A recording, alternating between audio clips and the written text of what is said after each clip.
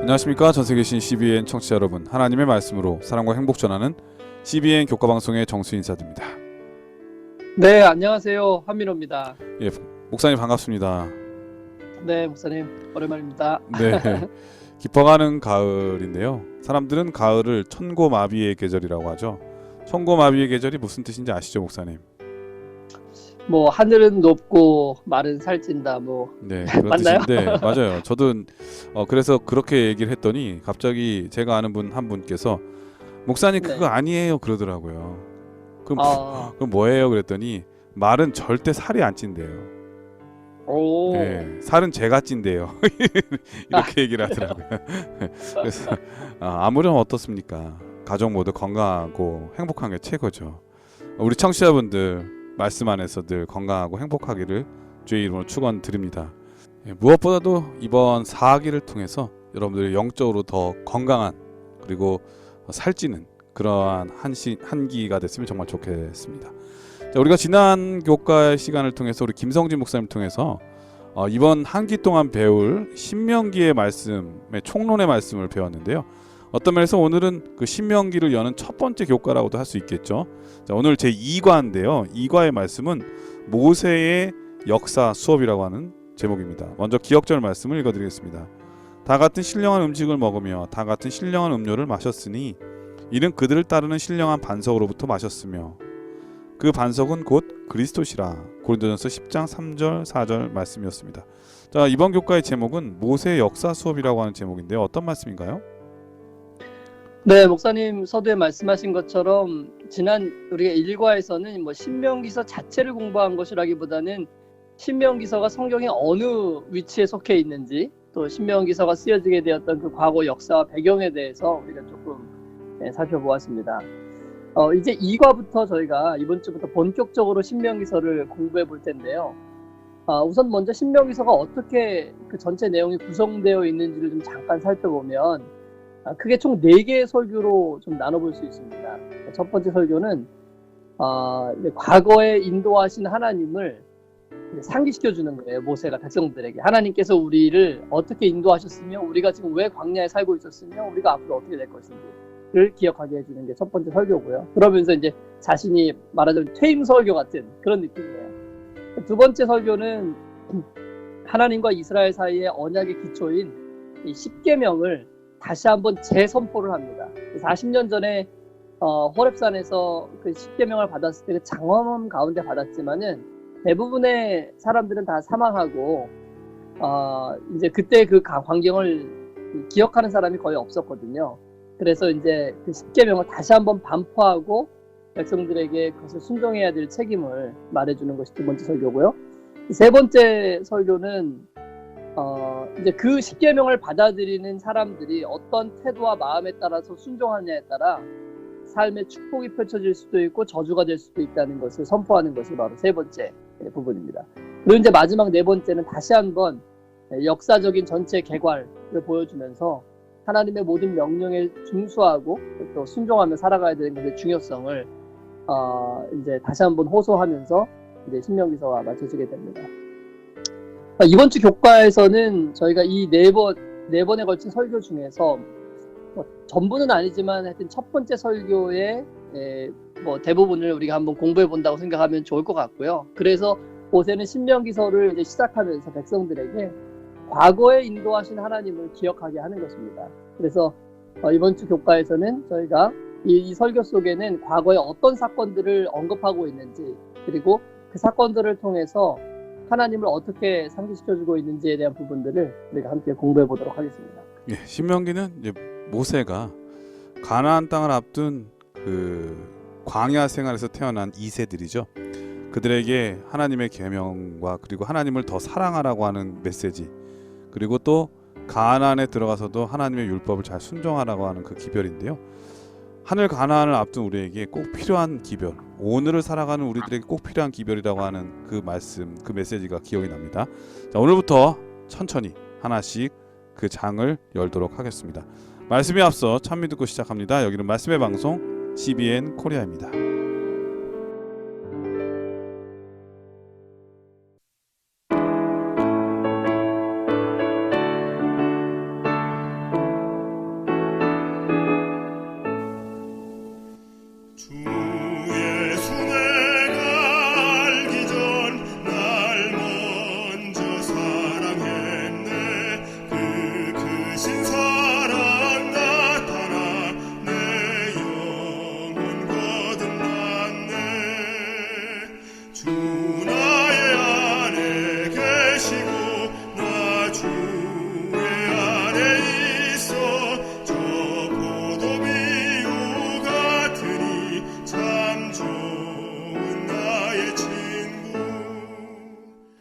찬미 잘 들었습니다. 1월 서지는 모세의 사역이라고 하는 제목인데요. 어떤 말씀인가요? 네, 이제 우리가 본격적으로 신명기를 공부하면서 먼저 신명기서를 누가 기록했냐에 대해서 언급하지 않을 수 없겠죠. 물론 신명기서의 저자는 원저자는 하나님이십니다. 그러나 하나님께로부터 영감을 받아서 그 기록을 한 사람은 당연히 의심의 여지 없이 모세입니다. 그래서 우리가 흔히 이제 모세가 기록한 이제 5권의 책을 창세기부터 이제 모세 오경이라고 우리가 부르는데요. 이 5권의 책 중에 마지막 책이 바로 신명기입니다. 왜 이 책의 이름이 신명기라고 붙여졌느냐? 저는 옛날에 이게 신자가 하나님을 뜻하고 하나님의 명령을 기록해놓은 책이라서 신명기라고 했나 이렇게 생각을 했었는데 네. 그것이 아니고 이 신자는 거듭하다, 반복하다라는 뜻을 가지고 있는 이 단어더라고요. 네. 그래서 거듭하다, 반복해서 이야기한다. 무엇을요? 바로 하나님의 명령, 곧 율법을 반복해서 이야기하고 있는 책이 바로 신명기다라고 이해를 하면 좋을 것 같습니다. 그래서 영어로는 듀테로노미. 네, 제가 발음이 네. 안 좋은데. 어쨌든 네, 두 번째 말씀이다 이런 뜻이잖아요, 그죠? 맞아요, 네. 맞아요. 예, 두 번 반복해준다. 하나님의 계명을 다시 한번 설명하는 그러한 네. 책이다. 그러니까 모세가 하나님의 백성인 자녀들에게 하나님의 네. 계명을 다시 한번 잘 친절하게 설명하면서 하나님을 더 사랑하라고 하는 그런 강조점이 있는 책이죠. 맞습니다. 제가 그거 영어로 말하려고 했는데 네. 제 발음이 별로 안 좋아가지고 안 했거든요. 목사님이 해주셔가지고 네. 그 설명이 잘 된 것 같습니다. 제가 웬만하면 영어 안 하려고 그랬는데 목사님이 안 하시니까 제가 대신 했잖아요. 우리 청취자분들 많이 웃으실 것 같아요. 발음이 너무 발음 좋았습니다. 너무 뻣뻣하다고. 제가 네, 조금 이제 먹는 거를 좀 바꿔야 될 것 같아요. 너무 토종으로만 제가 잘 먹다 보니까. 네. 어쨌든 신명기의 아무튼 뜻이 그런 뜻이 있군요. 네, 신명기에는 이제 율법이 반복된다. 왜냐하면 처음 율법이 주어진 건 출애굽기였잖아요. 출애굽기에서 하나님께서 이 명령을 다 주셨는데 출애굽기를 지나서 이제 민수기 시대에 백성들은 40년 동안 광야에서 떠돌이 생활을 할 수밖에 없었죠. 그리고 이제 그 가나안 땅을 들어가는 그 변경에서 다시 한번 모세는 이스라엘 백성들에게 그때 출애굽할 때 호렙산에서 받았던 그 계명을 다시 한번 반복해서 일러주는 것입니다. 그래서 그 이름이 바로 신명기라는 뜻을 가지고 있는 것입니다. 자, 그러면 우리가 이제 궁금한 것은 여기서 이 요단강 건너편, 이제 요단강만 건너면 들어갈 수 있는 이 가나안 땅 앞에서 과연 이 모세는 무슨 설교를 하였을까? 뭐 우리가 이제 차차 한 기 동안 살펴보겠지만 요지는 사실은 단 하나입니다.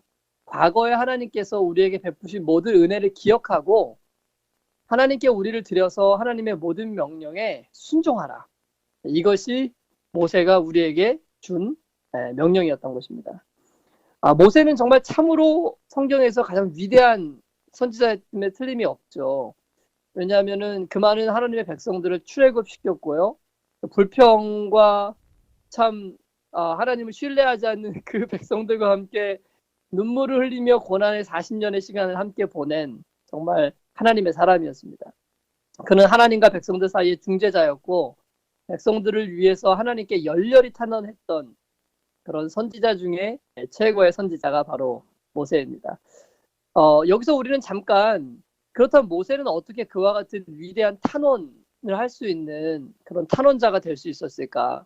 백성들이 금송아지를 만들어 언약관계를 깼을 때도 그는 하나님께 담대하게 백성들을 용서해달라고 탄원했습니다. 그러면서 그렇게 얘기하죠. 만약 그렇게 안 하실 거면 차라리 내 이름도 생명책에서 지워달라고. 네, 이게 사실 모세의 트레이드 마크잖아요. 뭐만 하면 나도 안 간다고. 네. 근데 그때 이제 이 백성들의 죄를 용서해달라고 할 때 모세가 사용한 단어가 이제 그렇게 얘기하잖아요. 그들의 죄를 사하시옵소서라고 얘기할 때 이 사하시옵소서라는 동사 속에 이게 떠맡다, 감당하다라는 뜻이 들어있대요. 제가 원어에 대해서 잘 모르지만은 그렇게 학자들이 주석을 해놨더라고요. 그래서 그들의 죄를 용서해 사해달라는 말 자체가 무슨 말이냐면 그들의 죄를 대신 떠안아 주십시오. 음, 죄는 여기서 범했는데, 죄는 백성들이 범했는데 그 죄에 대한 책임을 하나님이 좀 져주시면 안 되겠습니까? 이렇게 탄원한 거예요, 사실은. 그러니까 모세는 하나님을 너무 잘 알았어요. 우리가 죄 지은 것 때문에 멸망을 당하는 게 아니고 우리의 죄를 하나님이 대신 용서해 주시고 감당하고 떠맡으실 수 있는데 그렇게 나아가지 않으면 멸망을 당하는 거라는 것을 모세는 너무나 잘 알고 있었죠. 그래서 담대하게 이 백성은 죄 졌지만 하나님, 이거 하나님이 떠맡아 주십시오. 이거 하나님이 용서해 주십시오. 하나님이 우리를 다시 받아 주십시오. 네. 이런 담대한 탄원을 하나님께 드릴 수 있었던 것이죠. 그래서 그렇기 때문에 모세는 비록 죄악의 40년의 그 광야 생활을 지냈지만 그는 여전히 하나님을 신뢰하고 하나님이 베푸시는 은혜 가운데서 백성들을 가나안 땅으로 이끌고 갈 수 있었던 것입니다. 뿐만 아니라 이제 그 가나안에 들어가기에 앞서서 다시 한번 백성들로 하여금 과거의 우리의 죄된 삶과 그 다음에 그 40년의 기간 동안에 하나님께서 우리를 인도하시고 지키시고 보호하시고 우리의 필요를 채우셨던 그 하나님을 기억하게 하고 그 하나님이 우리에게 주신 명령, 우리를 행복하게 하기 위하여 주신 그 모든 말씀에 온전히 순종하라고 지금 권면하고 있는 것입니다. 자, 우리도 모세와 같이 이 진리, 만약에 하나님께서 우리의 모든 죄를 떠안으시고 용서해 주시고 구원해 주시는 분이라는 이 진리를 굳게 확신할 수 있다면 아마 모세와 같은 그런 위대한 탄원자 그리고 믿음의 소유자들이 될 수 있을 거라고 생각합니다. 예, 일어서지는 모세 사역이라고 하는 제목인데, 물론 모세는 모든 면에서 탁월한 지도자였던 것 같아요. 행정이면 행정, 오늘 말씀 보니까 설교면 설교, 부족함이 없는데 저는 모세 사역을 한마디로 한다면 사랑의 목자, 그런 느낌이 듭니다. 사실 모세는 120년을 살았는데 40년은 왕궁에서 살고 또 40년은 광야에서 살고 40년은 또 이스라엘 백성들을 이끌면서 새로운 광야에서 살았는데 네. 그의 삶을 보면은 순탄한 때가 별로 없잖아요. 네. 그런데도 불구하고 그의 성품이 온유한 사람, 그 온유함이 이 사람보다 승한 사람이 별로 없다고 하는 그 성경적 표현을 보면은 그가 얼마나 사랑이 풍부한 사람인가라는 생각이 들고요. 오늘 말씀의 이 설교의 배경도 그런 이 사랑의 마음 속에서 표현된 게 아닌가 그런 생각이 드네요. 어려울서지는 성취된 예언이라고 하는 제목인데 어떤 말씀인가요? 네, 자 이제 우리가 모세가 신명기를 기록했다는 거 살펴봤고요. 이제는 신명기 내용 속으로 한번 좀 들어가 보죠.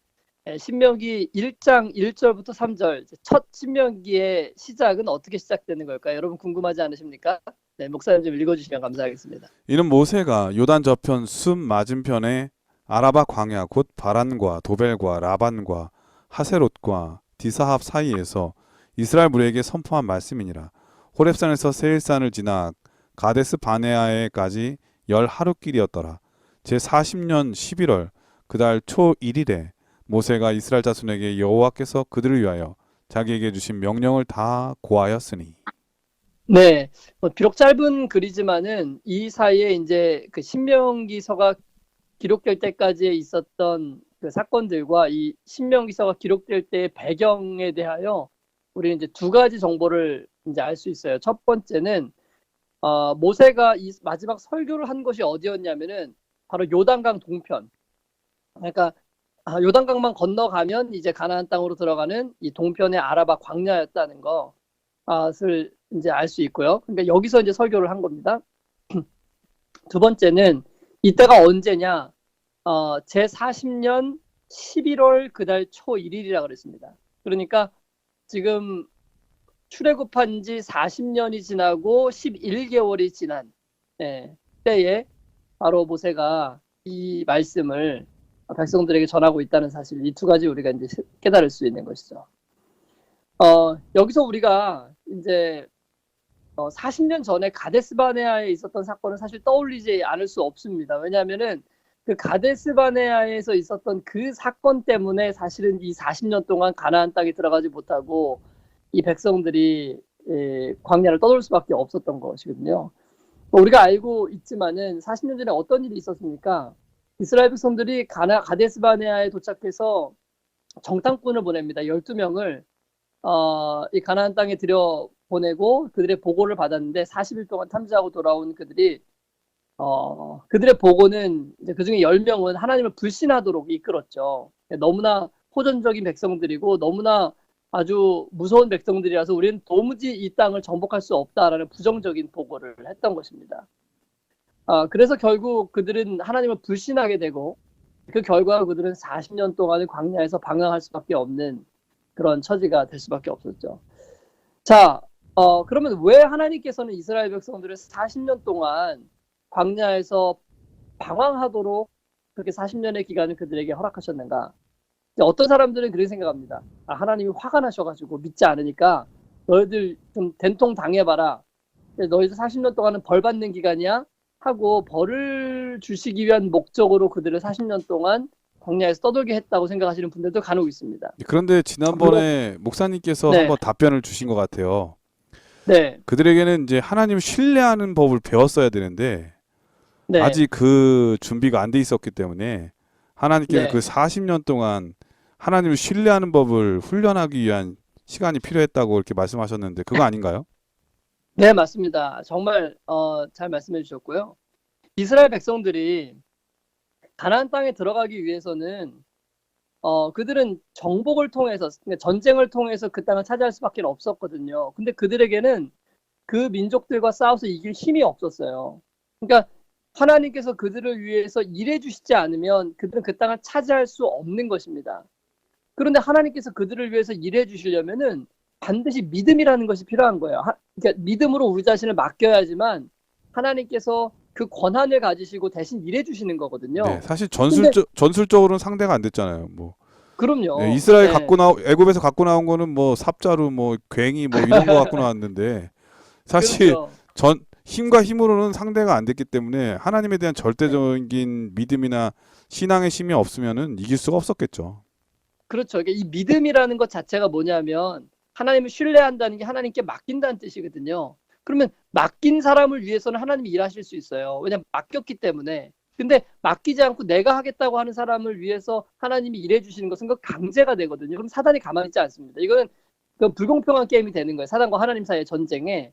그러니까 하나님은 도와주고 싶어도 도와달라고 요청하지 않고 맡기지 않는 백성들을 위해 대신 싸워주실 수는 없었던 거거든요. 그러니까 하나님께서는 너희들 못 올라간다. 너희들 좀 그 믿음이 신뢰가 키워질 때까지 좀 기다려야 되겠어. 40년. 이렇게 말씀을 하실 수밖에 없었던 거죠. 뭐 이제 그 40년의 시간이 지난 다음에는 이스라엘 백성들이 들어가자 했을 때 아무 말 안 해요.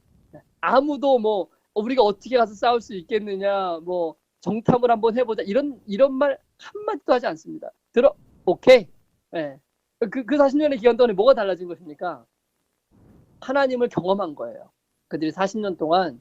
왜냐하면 애굽에서 처음 나왔을 때는 하나님을 물론 하긴 했지만은 얕은 경험이었죠. 네. 그러나 그 40년의 기간 동안에 하나님을 신뢰하고 믿는 믿음을 그들이 배웠을 때 모세가 자 이제 때가 되었습니다. 들어갑시다.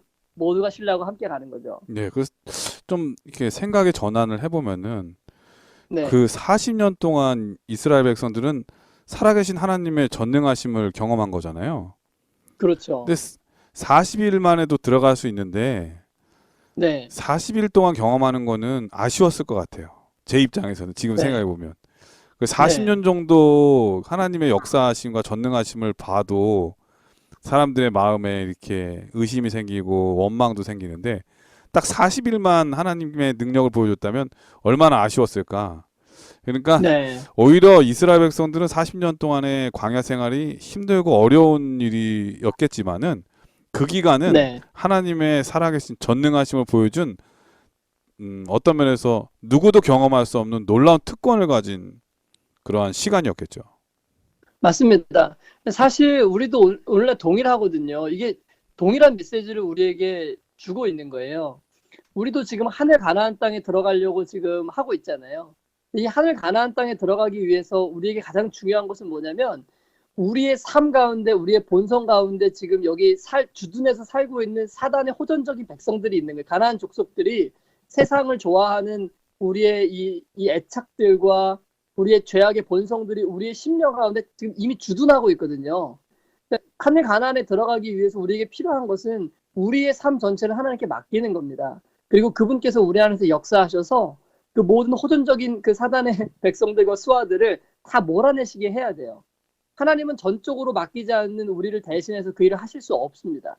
우리가 그거를 안 하면 우리는 광야를 떠도는 거예요. 이 땅에서도.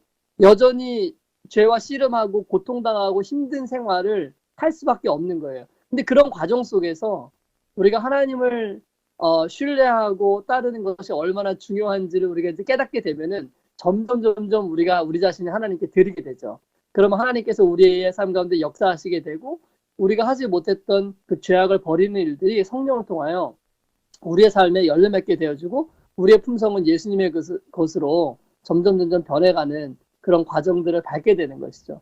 그렇게 해서 우리는 하늘 가나안을 쟁취하는 것이고 하나님의 능력과 은혜가 우리의 삶 가운데 그 하늘나라를 누릴 수 있도록 역사해 주시는 것이죠. 이것이 사실은 신명기가 우리에게 보여주는 중요한 메시지 중에 하나가 아닐까 생각하는데요. 바로 모세는 백성들에게 이 마지막에 가나안 땅에 들어가기 직전에 이 사실들을 백성들에게 지금 다시 한번 알려주는 것입니다. 과거의 일을 생각해라. 절대 잊지 마라. 과거에 그들이 왜 실패했느냐. 믿음이 없어서 실패했다. 우리는 그 믿음을 버리지 말고 하나님을 온전히 신뢰하고 맡김으로 이 전쟁에서 승리하고 마지막 이 가나안을 차지하는 그런 백성이 되어야 한다라는 것이 바로 모세의 메시지였다는 것 우리가 기억했으면 좋겠습니다. 이 월요일 소지는 성취된 예언이라고 하는 제목인데요. 이 가데스 바네아에서 하나님의 백성들이 이 정탐꾼들의 보고를 받고 하나님께 반역하고 또 원망했을 때에 그들에게 40일이 아니라 40년의 그 광야 기간이 주어졌는데 그 약속된 예언의 성취가 거의 끝나가고 있음을 밝히면서 그 기간들은 슬픔과 괴로움이 아니라 하나님께서 함께 해주었던 놀라운 축복의 시간이었다고 하는 것을 우리는 배울 수가 있었습니다. 화요일 소지는 천배나 많게 하심이라고 하는 제목인데요. 어떤 말씀인가요? 네, 이 모세오경 가운데 가장 위대한 문장이 있다면 저는 아마 이 문장이 아닐까 생각이 되는데요. 신명기 1장 8절에 있습니다. 내가 너희의 조상 아브라함과 이삭과 야곱에게 맹세하여 그들과 그들의 후손에게 주리라 한 땅이 너희 앞에 있으니 들어가서 그 땅을 차지할지니라. 네, 들어가서 그 땅을 차지할지니라. 여러분, 이 말은 정말 저는 너무나 위대한 것 같아요. 하나님 약속하신 거거든요. 주겠다고. 네. 들어가서 차지하라고. 근데 들어가서 차지할 마음으로 나아가지 않는 사람에게 이거를 그냥 주시겠다는 약속은 아니에요. 네, 이 약속은 차지하라는 것입니다. 만약 이스라엘 백성들이 그 명령을 주신 하나님을 신뢰하고 또 굳게 믿고 나아갔었다면 그들은 40년 전에 이미 그 땅을 차지하고도 남았을 것입니다. 그러나 그들의 편에서의 불신과 믿음의 부족으로 인해서 그들은 그 땅을 차지할 수 없었던 것이죠. 모세는 그때의 사건들을 지금 다시 언급해주고 있는 거예요. 신명기를 시작하면서 40년 전에 하나님께서 이 땅을 차지하라고 얘기하셨었는데 우리 그때 그 믿음 없어서 차지하지 못했었지 않느냐. 그러나 이제 이 40년이 지난 이후에 이 명령이 여전히 유효하니 이제 우리는 이 약속을 믿고 올라가서 차지할 수 있다라는 것을 얘기해주고 있는 거죠. 사실요, 이스라엘 백성들의 편에서 입장에서 생각을 해보면은 40년 동안 얼마나 이 말이 다시 떨어지기를, 이 명령이 다시 떨어지기를 기다려왔을까요? 40년 내내 혹시라도 조금 앞당겨가지고 이 말씀을 하시지 않을까. 우리가 이렇게 고생하고 있는데 조금 빨리 들어갈 수 있도록 좀 변경하시지 않으실까라는 어떤 그런 기대감을 가지고 이 말이 떨어지기만을 그들은 끊임없이 기다려 왔던 것입니다. 그러니까 이 말을 지금 백성들에게 다시 해주려고 하는데 먼저 이 말을 신명기에서 백성들에게 정확하게 전달하기 전에 사실 너무 흥분하면 안 되니까 다른 이야기들을 좀 먼저 하는 거예요. 앞서서 모세가 백성들에게 좀 차분해져 있을 때 들려줄 이야기를 좀 들려주고 하나님께서 우리에게 들어가서 차지하라고 명령하셨다라고 얘기를 하고 싶은 거죠. 왜냐하면은 이스라엘 백성들이 이제 과거의 그 동일한 전철을 밟으면 안 되잖아요. 하나님을 신뢰하는 이 40년의 기간이 찼기 때문에 또한 이 가나안 땅에 들어갔을 때라도 그들은 끊임없이 하나님을 신뢰하고 살아갈 수 있도록 하기 위해서 그들에게 필요한 율법에 대한 순종에 대한 교훈을 먼저 명확하게 이스라엘 백성들에게 가르쳐 주고 싶었던 것이죠. 그래서 그런 설교들을 이어나가기 위해서 이제 그 첫 서두에 모세가 이제 언급한 말이 바로 이것입니다. 신명기 1장 10절로 11절의 말씀입니다. 너희 하나님 여호와께서 너희를 번성케 하셨으므로 너희가 오늘날 하늘의 별처럼 별같이 많거니와 너희 열조의 하나님 여호와께서 너희를 현재보다 1000배나 많게 하시며 너희에게 허락하신 것과 같이 너희에게 복 주시기를 원하노라. 네, 지금 모세는 이스라엘 백성들에게 다시 한번 이 과거의 40년의 기간을 먼저 좀 회상할 수 있도록 계속 시선을 40년 이전으로 끌고 가는 겁니다. 그리고 그 기간 동안에 인도하시는 하나님의 섭리를 생각해 보라고 계속 지금 종용하는 거예요. 비록 우리가 믿음의 부족으로 인해서 이렇게 고생했지만은 그러나 전 기간 동안에 하나님 우리를 한 번도 버리신 적이 없다. 그분은 우리를 별과 같이 많게 하셨고 1000배나 많게 하시고 축복하셨다. 우리의 옷과 신발과 음식과 물과 필요한 모든 것을 공급하시는 분이 하나님이 아니셨느냐라고 상기시켜 주는 것입니다. 여러분, 이 방송을 들으시는 분들 중에 혹시 나의 삶 가운데 내가 지금 광야를 걷고 있다. 내가 하나님을 더 신뢰하고 따랐어야 되는데 그러지 못해서 나의 삶 가운데 이 광야가 찾아왔었고 내가 그것들로 인해서 고통을 당하고 있다. 라고 생각하시는 분들이 계신다면 이 말씀을 기억하셔야 합니다. 왜냐하면 이스라엘 백성들이 복을 받고 축복을 받고 별과 같이 많아지고 1000배나 많게 축복하신 기간은 이스라엘 백성들이 신실해서 가나안 땅에 들어갔던 기간이 아니에요.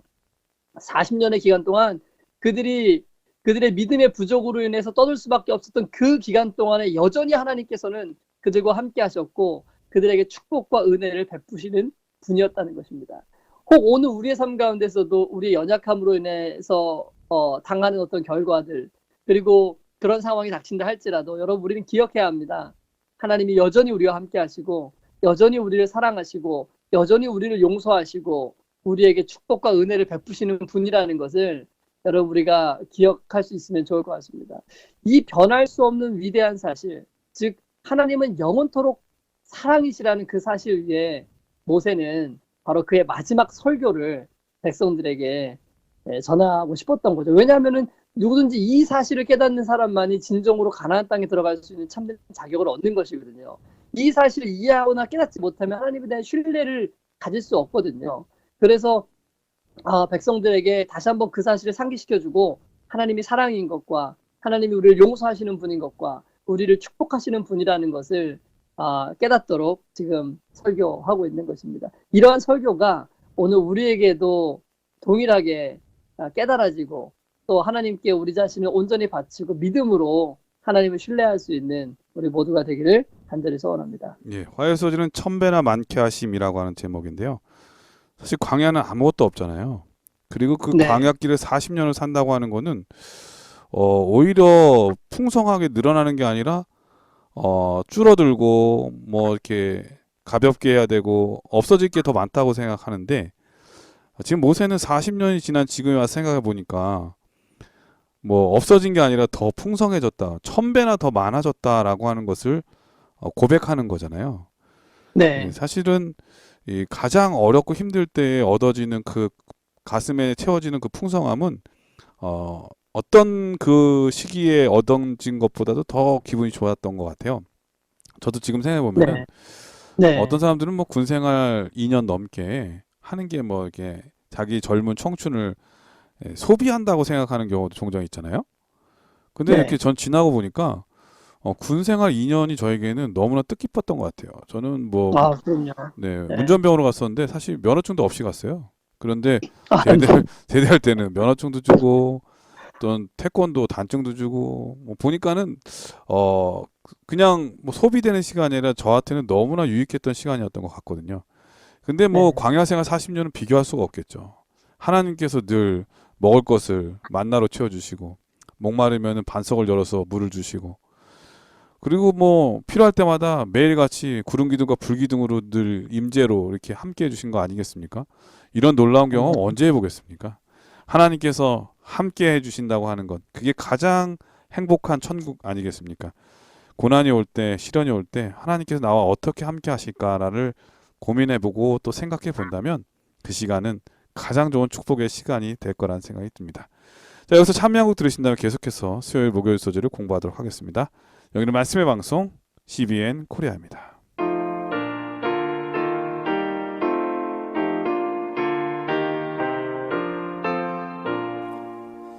주 하나님의 사랑은 한없이 넓으사 온 세계 모든 백성을 그 자녀 삼았네. 각 나라 말과 역사가 다 다를지라도 온 천하 사람 모두 다 한 형제 자매라. 예, 수요일 소재는 가데스 바네아라고 하는 제목인데요. 어떤 말씀인가요? 네, 앞에서 살펴본 바와 같이 모세는 이스라엘 백성들이 다시 요단강을 건너서 이제 가나안 땅에 들어갈 수 있다는 이 기쁨의 소식을 선포하면서 이제 이 신명기를 이제 시작하는 것인데, 야, 우리가 다시 이제 들어갈 수 있게 됐다라는 이 기쁜 소식을 전하기에 앞서서 먼저 하고 싶은 말들이 있는 거예요. 그러니까 그 소식은 뭐 어차피 전달될 것이지만은 그 소식을 들었을 때 이스라엘 백성들의 그 환호와 기쁨, 이것을 통해서 더 중요한 것들을 이제 잃어버릴 수 있잖아요. 너무 네. 들뜨면. 그러니까 이제 모세는 그런 것보다도 이 신명기에 앞서 나오는 이런 설교들을 통해서 이스라엘 백성들이 우리가 들어갈 수 있다는 것에 지금 기뻐할 것이 아니고, 먼저 우리가 들어갔을 때 우리가 어떤 삶을 살아야 되는지, 그리고 과거의 일들을 회상하면서 왜 이러한 일들이 있었는지, 그리고 우리의 신앙의 모습이 어떻게 되어야 되는 것인지를 아주 잔잔하면서도 그리고 강력하게 백성들에게 나눠주고 싶었던 거죠. 네. 네, 종종 이렇게 목사님들께서 은퇴를 앞두시면은 목회자 협의회에 이렇게 설교를 하실 때가 있거든요. 네. 그럼 이제 목회 생활 전체 중에 마음속에 가장 마음에 이렇게 남는 거, 그리고 또 풀지 못한 숙제들, 뭐 이런 거를 이렇게 얘기를 하시잖아요. 네. 마찬가지로 모세도 40년 동안 이 가데스 바네아의 사건은 후회, 그리고 아쉬움, 슬픔, 이런 모든 게 다 함축돼 들어져 있는 가장 마음속에 응어리진 그 사건이었나 봐요. 그죠? 맞아요. 네, 맞습니다. 정말 그렇죠. 사실 목사님 은퇴 설교 얘기하셨는데 이게 사실은 모세의 은퇴 설교잖아요. 그렇습니다. 마지막으로 백성들에게 남기는 그 말 가운데 모세는 정말 구구절절히 과거에 그 아쉬웠던 그 사건들을 기억하면서 백성들이 다시는 그러한 길로 돌아가지 않도록 하기 위해서 모든 시선을 지금 그쪽으로 갖다 맞추는 거죠. 왜냐하면 지금 사실 기쁜 소식은 우리가 가나안 땅에 들어가겠다는 것이 더 기쁜 소식인데, 지금 그게 중요한 게 아니고 우리 마음이 하나님의 모든 명령을 따르고 40년 전에 그 사건들을 되풀이하지 않도록 백성들의 마음을 준비시키는 것이 모세의 입장에서는 가장 중요한 일이라고 여겼던 것이죠. 그러니까 이제 40년이 지나서 이제 하나님의 약속하신 그 시간이 다 돼서 이제 가나안 적경에 왔는데 옛날 그 가데스 바네아의 반역처럼 못 들어가면 안 되니까 그렇죠. 사랑하는 자녀들에게 그러한 마음 갖기보다는 하나님을 신뢰하고 이제는 믿음으로 가서 땅을 차지하라고 모세가 강력하게 호소하기 위해서 과거의 후회들, 잘못된 것을 이렇게 다시 한번 되풀이하면서 호소하는 거겠죠, 그죠? 그렇죠. 언급하지 않을 수가 없는 거죠. 그게 너무나 중요하기 때문에. 예. 근데 이제 모세가 그런 과거의 사건들을 이제 언급하면서 얘기한 건 뭐였냐면, 너희들 불신이었다, 불신. 하나님을 신뢰하지 않고 하나님의 뜻에 따르지 않는 것. 그러니까 하나님의 명령에 순종하지 않는 게 불신이잖아요. 올라가면 안 된다. 아니, 올라가라 했을 때는 어떻게 올라가냐. 거기 호전적인 백성들이 많은데, 그래 너희들 믿음 상태를 보니까 못 올라가게 되면 올라가지 마라 그랬더니, 아이고 우리가 잘못했습니다, 우리 올라가겠습니다 하고 또 굳이 또 하나님의 명령을 어기고 올라갔던 그 반역의 행동들이 결국은 이런 결과를 자아낸 거였잖아요. 네, 신앙도 고집대로 하면 안 네. 돼요. 하나님 뜻대로 해야지. 내 그렇죠. 고집대로, 내 생활 방식대로, 내가 늘 하던 대로, 내 습관대로 하는 거는 그건 믿음이 아니라 어떤 면에서 잘못된 신앙의 전철을 밟는 거라고 할 수 있겠죠. 네, 맞습니다. 그래서 우리가 이제 우리 동일한 이제 이 거울 삼아서 우리가 우리 자신을 살펴볼 때 과연 우리는 매일의 삶 가운데서 나의 모든 자아를 굴복시킬 수 있냐? 이 자아라는 것이 결국은 이 자존심, 자아, 이게 내 뜻이잖아요. 내 주장, 내가 하고 싶은 대로 하는 거, 내 방식대로 하고자 하는 마음들. 뭐 예를 들면은 뭐 누가 서운하게 하면 화내고, 누가 나를 공격하면 미워하고, 이건 다 내 뜻대로 하는 것이죠.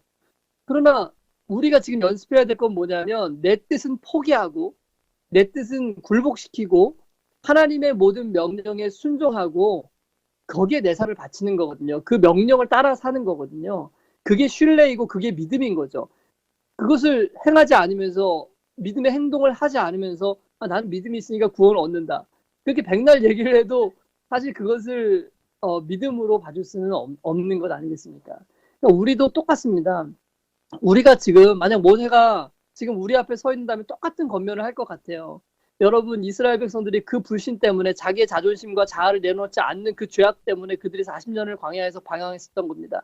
여러분, 그 전철을 밟지 마시고 이제는 우리의 모든 자아를 예수 그리스도의 십자가 앞에 굴복시키고 그분께서 우리를 위하여 행하신 모든 일을 바라보고 전적으로 신뢰하고 하나님의 명령에 순종하십시오. 동일한 기별을 오늘 우리에게 전하지 않겠습니까? 그러니까 그러한 마음이 40년이 지난 후에도 모세의 마음속에서 여전히 뼈저리게 이 백성들을 사랑하는 마음으로 그 기별을 전하도록 인도했던 것이죠. 근데 이제 오늘 교과에서 보면은 이 저자가 여기서 이제 이 모세의 삶 가운데서 나타나는 아주 중요한 이 삶의 태도의 한 모습을 이렇게 좀 언급해요. 그것이 아마 이 저자가 생각하기에 이 장면에서 우리가 기억해야 될 중요한 아마 이유가 있다고 생각했던 것 같아요. 그게 뭐였냐면은 바로 이제 항상 뭐 아까 트레이드 마크라고도 했는데 백성들이 범죄했을 때 하나님 앞에서 모세가 늘상 보였던 그 태도, 그 부분을 이제 이야기하고 있는 것인데요. 하나님께서 전염병으로 이 40년 전에 불신하고 반역하는 이스라엘 백성들을 치시고 모세한테 내가 너를 통해서 새로운 민족을 세우겠다고 말씀하셨을 때 모세는 백성들을 용서해달라고 간절히 탄원했잖아요. 그러니까 이게 뭘 상징하는 것이냐? 백성들이 자신의 죄로 인하여 가나안 땅에 들어갈 수 없었을 때 바로 우리를 위하여 탄원하시는 그 예수님을 상징하시는 것 아니겠느냐?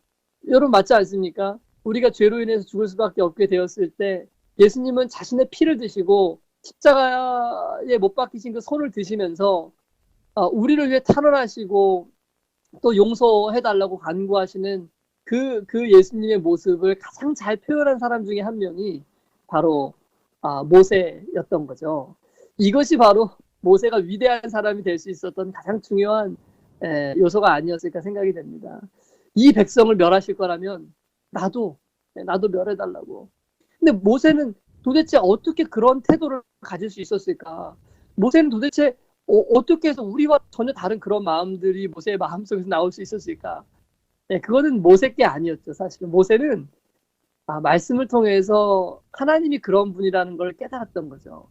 그는 말씀을 통해서 자비롭고 은혜롭고 노하기를 더디하고 인자와 진실이 많으신 하나님이 계시다는 것을, 그분이 나의 구주라는 것을 그는 확실하게 알고 있었던 거예요. 그래서 그는 아직 이루어지지는 않았지만은 하나님께서 이 땅에 언젠가는 오셔서 십자가에 달려 돌아가심으로 우리를 구원하시고 우리의 모든 죄를 용서하시고 받아주시는 그 하나님이라는 것을 그는 분명히 알고 있었던 거예요. 거기에 대한 신뢰와 믿음이 모세는 너무나도 확고부동했던 것입니다. 그렇기 때문에 언제든지 그와 같은 태도를 유지하고 하나님 앞에서 담대히 이 백성들 용서해 주실 거 저 믿습니다. 비록 죄를 져서 지금 이렇게 됐지만 하나님 그 마음 본심 아니라는 거 제가 압니다.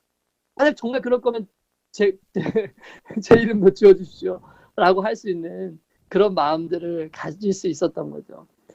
사랑의 하나님은 용서한 하나님, 자비를 베푸시는 분이라는 것을 그가 분명히 알았기 때문에 적극적으로 하나님께 용서를 간구할 수 있었는데요. 바로 가데스바네아에서의 그런 모세의 모습은 그런 하나님의 사랑을 오늘 우리에게도 증거해 주고 있는 것 아니겠습니까? 바로 자신의 생명을 버리시고 십자가에 달리심으로 그 생명을 우리의 생명과 맞바꾸신 그 예수님의 그 고마우신 그 사랑과 은혜를 우리에게 증거하고 있는 것입니다.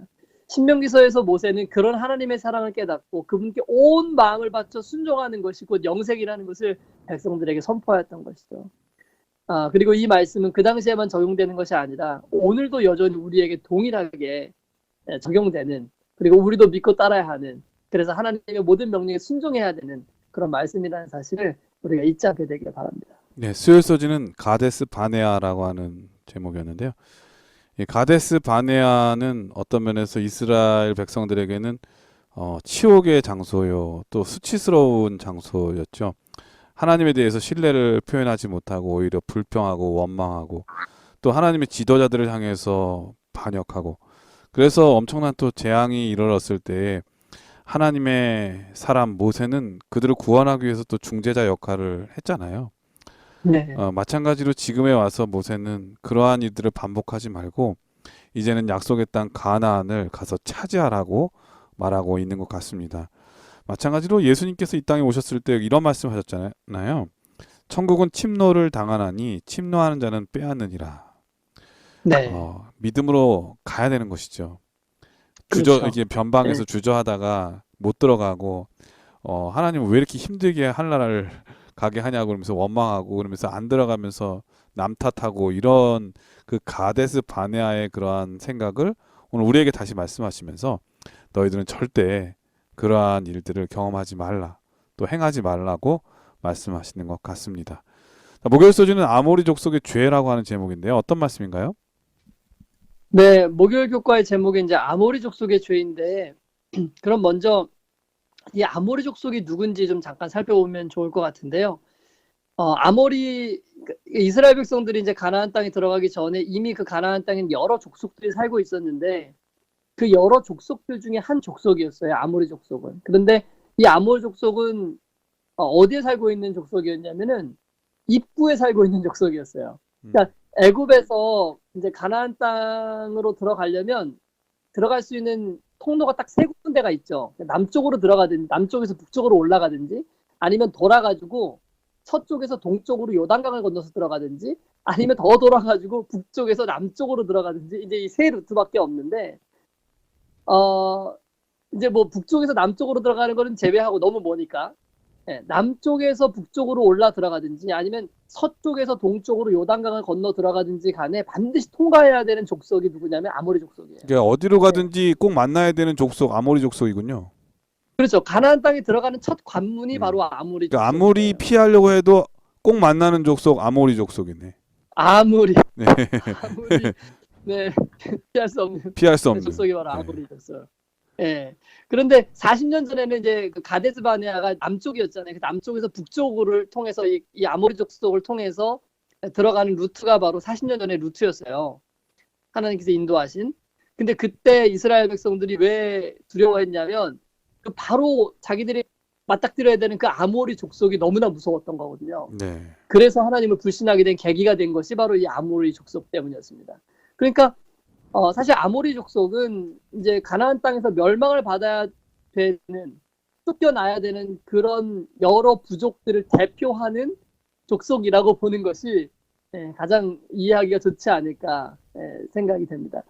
자, 그런데 이제 어쨌든 그때는 이제 실패한 것이죠. 40년 전에. 그래서 떠돌다가 40년 후에 가나안 땅에 들어갈 때는 하나님께서 40년 전에 가데스 바네아에서 들어가도록 하지 않으시고 이스라엘 백성들 돌아서 이 서쪽에서 요단강을 건너서 그러니까 서쪽이 아니죠. 동쪽에서 요단강을 건너서 서쪽으로 들어가게. 그러니까 오른쪽에서 왼쪽으로 들어가게 이렇게 이제 인도를 하신 거거든요.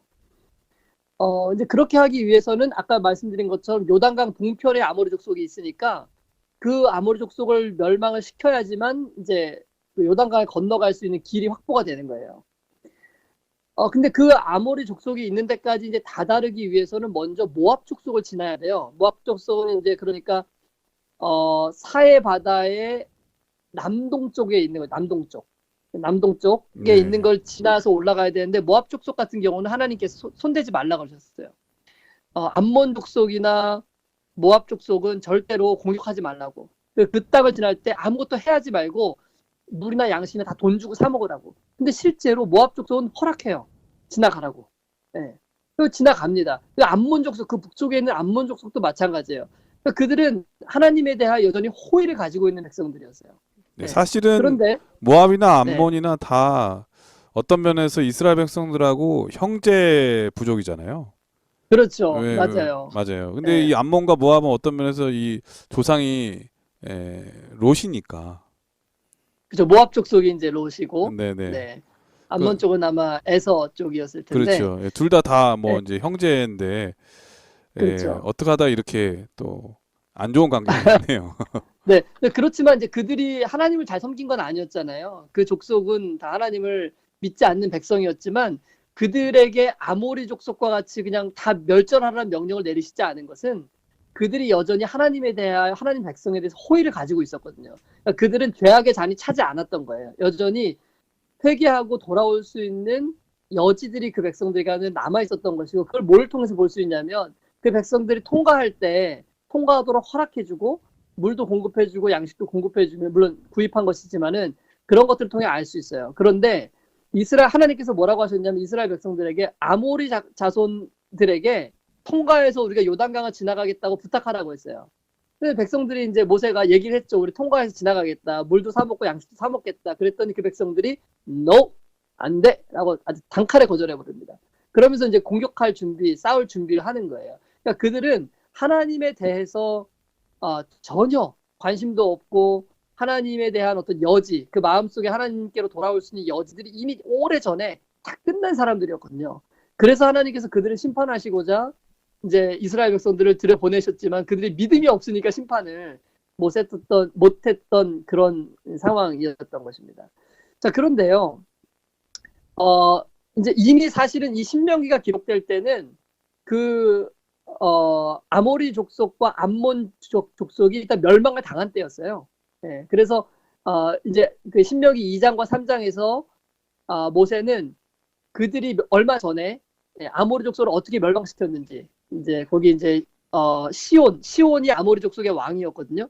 시온 왕과 또 바산의 옥이라는 왕을 어떻게 멸망시켰는지를 2장과 3장에서 쭉 이제 기록해 놓은 거예요. 그래서 왜 기록을 했냐면 그들은 멸망을 받기에 이르는, 그러니까 그 죄악의 잔이 찬 백성들이라는 것을 이제 보여주고 그들에 대하여 승리를 이룬 것은 그들이 하나님을 신뢰하고 믿었기 때문에 그 일들이 일어났다는 것을 보여주는 거거든요. 네. 그러니까 사실 이스라엘 네. 백성들이 약속의 땅 가나안에 들어가는데 가장 발목 잡는 백성들 그 대표가 네. 이제 아모리 족속인데 그런 네. 사람들은 그런 민족들은 너무 강해 보여가지고 멸망당할 것 같지 않아 보여도 결국 하나님께서 네. 그들을 심판하신다고 하는 뜻을 갖고 있는 것 같아요. 그렇죠. 그렇죠. 그러니까 사실 신명기 1, 2, 3장을 이렇게 보면 딱 두 가지 내용으로 압축해 볼 수 있어요. 그게 뭐냐면 첫 번째는 야 너희들 40년 전에 그 아모리 족속 하나님께서 뭐라고 명령하셨는데 못했지. 믿음이 없어서 실패했잖아. 그러나 2장 3장에서 우리가 얼마 전에 그 믿음을 가지고 가니까 그 동일한 백성들을 우리가 얼마든지 이기고 승리할 수 있었지. 그러니까 우리는 하나님을 신뢰해야 돼. 하나님을 믿어야 해. 그리고 하나님을 믿는 믿음 안에서 우리는 이 사단과의 영적 전투에서 얼마든지 승리할 수 있는 백성이라는 것을 모세는 이스라엘 백성들에게 상기시켜주고자 했던 것이죠. 그게 이제 첫 번째 그 모세의 설교의 주된 중심 사상으로 이제 흘러가는 것입니다. 여기서 우리 모일 교과에서 우리가 이제 한 가지 더 짚고 넘어가야 될 부분은 아까도 말씀드렸지만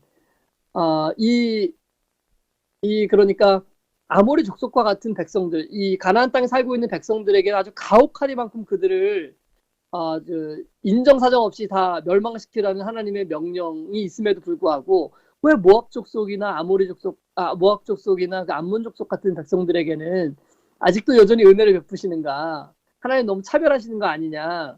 이런 이제 생각들이 있을 수가 있는 거죠. 그리고 구약의 하나님 너무 무섭다.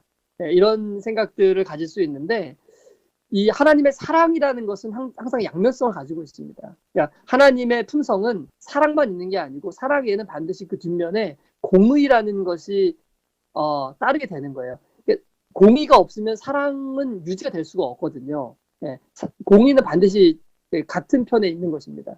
그런데 우리는 자꾸만 사랑만을 보기 원하지만은 실제로 이 사랑 속에 동전의 양면처럼 그 뒤편에는 그 사랑의 속성 가운데 공이라는 것이 존재한다는 것을 우리는 깨달아야 돼요. 하나님께서는 이미 이 가나안 땅의 백성들에게 하나님을 알 수 있는 기회와 섬길 수 있는 수많은 기회들을 그들에게 다 줬습니다. 그러나 그 백성들은 너무나 타락하고 하나님을 거절했기 때문에 이제는 그 마음이 완전히 악으로 굳어져서 더 이상 하나님께 나아갈 수 없는 상태에 이른 거예요.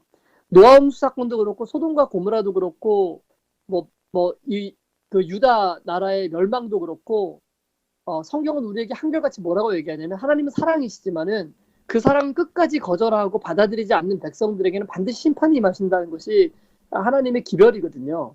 그러니까 이 세상 마지막도 마찬가지입니다. 우리가 하나님의 사랑을 끝까지 거절하면 더 이상 회개할 수 없는 지점에 이르게 되면 그때는 하나님께서 우리가 원하는 대로 심판을 받도록 그렇게 해주시는 것이거든요. 그러니까 이 모압 족속들에게 여전히 자비를 베푸신 것은 그들이 아직 죄악의 잔이 차지 않았던 거예요. 그들은 여전히 구원받을 희망이 있었던 것이고 하나님께 나올 수 있는 여지가 있는 사람이면 하나님은 어떻게 해서든지 그들을 회개시키고자 구원하시고자 그분은 최선을 다하시는 분이라는 것을 우리가 이 말씀을 통해서 깨달을 수 있게 되는 것입니다. 그러니까 결국은 이런 내용들을 통해서 하나님께서는 우리가 여전히 구원받을 희망이 조금이라도 있고 그 여지가 있다면 그분께서는 우리가 용서를 구하며 나오기를 바라고 계시고 우리가 어떤 마음으로든지 그렇게 나올 때 하나님 용서하시고 받아주신다는 것. 그래서 그분은 정말 사랑이시라는 것을 우리에게 말해주고 있는 것이죠. 이렇게 기다려주시고 구원하시기 위해서 자비를 베푸시는 그 오래 참으시는 그런 하나님이 또 있을까요? 여러분 이 말씀들을 통해서 정말 이렇게 좋으신 하나님 그리고 끝까지 이스라엘 백성들을 버리지 않으시고 인도하시고 그 구원의 길로 이끄셨던 그 하나님의 사랑과 그 용서와 자비의 그 아름다운 품성의 모습이 오늘 우리에게도 충만히 새겨지는 그런 기회가 되었으면 좋겠습니다. 예, 목요서지는 아모리 족속의 죄라고 하는 제목인데 이 말씀 들으면서 사람은 정말 어떤 상황에서라도 강팍한 사람은 돼서는 안 되겠구나라는 생각을 하게 됩니다. 네. 특별히 내가 너무 강팍하게 했던 사람인데 나중에 그 사람이 하나님의 사람이면 얼마나 민망하고 무안하고 부끄럽겠습니까? 우리는 할 수 있는 대로 사랑을 베풀고 친절을 베풀어야 되겠습니다. 그렇게 하다가 덩달아 구원받을 수도 있잖아요. 네. 그 출애굽할 때 이스라엘 백성들을 따라했다가 구원받고 또 따라 나가가지고 구원받은 수많은 백성들이 있었던 것처럼 우리는 어느 순간에 누구를 만나도 하나님의 사람처럼 대할 수 있는 사람이 되어야 되겠습니다. 아모리 족속의 죄, 우리의 죄가 되어서는 안 되겠죠. 자, 목사님께서 이번 교과를 정리해 주시고 기도하고 마치도록 하겠습니다. 네, 오늘 저희는 이 모세의 신명기 설교들 중에서 이제 첫 번째 설교를 위주로 좀 이제 살펴보았는데요. 그 설교에서 모세는 이제 몇 가지를 언급한 것을 볼 수 있습니다. 첫 번째로는 제가 말하고 싶었던 것은 하나님께서 40년의 약속을 지키신다. 그리고 우리를 이제 그 약속대로 가나안 땅에 들어가게 해주시는 분이라는 거 말하고 싶었고요. 두 번째는 우리 그 40년의 기간 동안 우리가 죄악의 기간이었고 죄 때문에 하나님을 참 슬프게 했던 그런 기간이었지만 그 결과를 우리가 당해야 했지만 그럼에도 불구하고 하나님 우리를 떠나시지 않으셨다. 우리와 함께 하셨고 우리의 모든 필요와 부족을 채워주시는 분이었다라는 게 이제 모세가 하고 싶었던 두 번째 이야기였을 것이고요. 그럼 세 번째로는 가데스 바네아에서의 불신을 반면교사 삼아가지고 우리가 절대로 믿음을 잃지 말자. 봐라, 우리가 믿고 신뢰하니 우리 아모리 족속도 멸하고 암몬 족속도 멸하고 우리 가나안 땅에 들어갈 수 있게 되지 않았냐. 그러니 절대로 하나님의 말씀을 순종하고 믿는 믿음에서 벗어나지 말고 하나님을 따르자. 이것이 이제 모세가 신명기에서 백성들에게 해주고 싶었던 이제 메시지 중에 하나였을 것입니다. 왜 모세는 이러한 부분들을 신명기 첫 서두에서 언급했을까요? 왜냐하면 모세는 하나님의 모든 명령에 순종하는 것이 얼마나 중요한 것인지를 그가 알았기 때문에 그렇습니다. 여러분, 우리는 여기서 기억해야 합니다. 하나님의 모든 명령이라는 것을요. 하나님의 한 가지 명령이나 하나님의 99%의 명령이 아닙니다. 99% 명령하는 거랑 1% 명령에 순종하는 건 별반 다른 차이가 없어요. 하나님께 전적으로 바쳐지고 우리 마음이 하나님께 전적으로 구별되어지고 완전히 바쳐져서 100%를 드리지 않으면 100% 하나님께 바쳐지지 않으면 하나님의 성령께서 우리 안에 역사하실 수 없습니다. 그렇기 때문에 모든 명령에 순종하는 것이 중요한 거예요.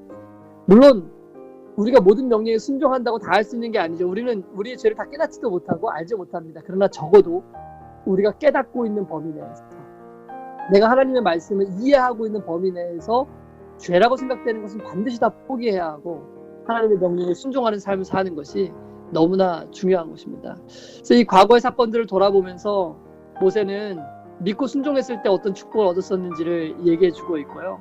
또한 이런 구약시대의 역사를 통해서 오늘 우리도 어떤 삶을 살아야 되는지를 분명하게 얘기해 주고 있다고 생각합니다. 우리도 우리의 삶에 분명한 신뢰와 믿음을 통해서 하나님의 모든 명령에 순종하며 살아가는 우리 모두가 되기를 바라면서 교과를 마치겠습니다. 예, 목사님의 기도로 교과를 마치겠습니다.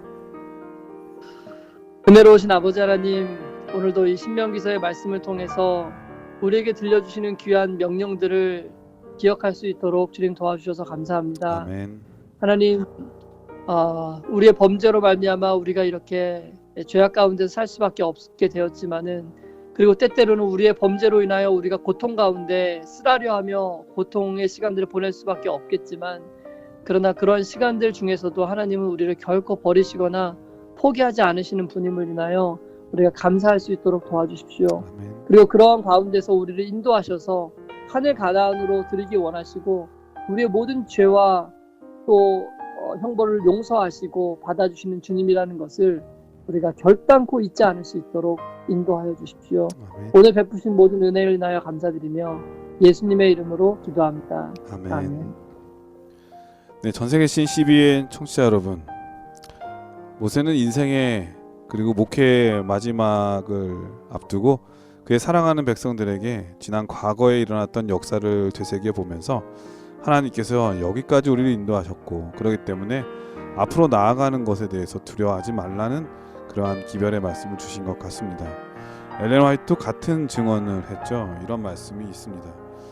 우리는 주님께서 우리를 인도해 오신 일과 우리의 과거 역사를 통하여 주신 그분의 가르침을 잊어버리는 것 외에는 미래를 위하여 두려워할 것이 전혀 없다.